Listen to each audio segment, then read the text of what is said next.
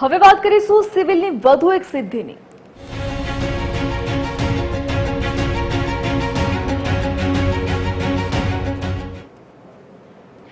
જૂનાગઢ જિલ્લાના માંગરોળ તાલુકામાં 9 મહિનાનું બાળક રમતા રમતા રમકડાના મોબાઈલનો એલઈડી બલ્બ ગળી ગયો, જેના કારણે પરિવાર ચિંતામાં મુકાયો।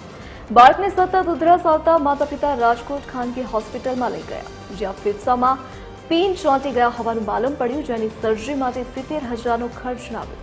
અંતે પરિવાર તેના વાલ સોયાને લઈ અમદાવાદ સિવિલમાં આવતા અહીં એક પણ રૂપિયાના ખર્ચ વગર તબીબોએ સર્જરી કરી એલઈડી બલ્બ બહાર કાઢતા પરિવારજનોએ રાહતનો શ્વાસ લીધો છે। હાલ બાળક ખતરાથી બહાર હોવાનું જાણવા મળી રહ્યું છે। આ અંગે સુથારી કામ કરી પરિવારનું ગુજરાન ચલાવતા બાળકના પિતાએ જણાવ્યું હતું કે છેલ્લા 19 દિવસથી આમથી તેમ અમારા બાળકની તકલીફની સારવાર માટે અમે દોડી રહ્યા હતા, પણ છેલ્લે સાચી સારવાર અમદાવાદ સિવિલ હોસ્પિટલમાં મળી છે। માતા પિતાને હું એટલું કહીશ કે ખૂબ ધ્યાન રાખો, જ્યાં સુધી બાળકો 5-6 વર્ષના ન થાય ત્યાં સુધી આવી બધી વસ્તુઓ એનાથી દૂર રાખો।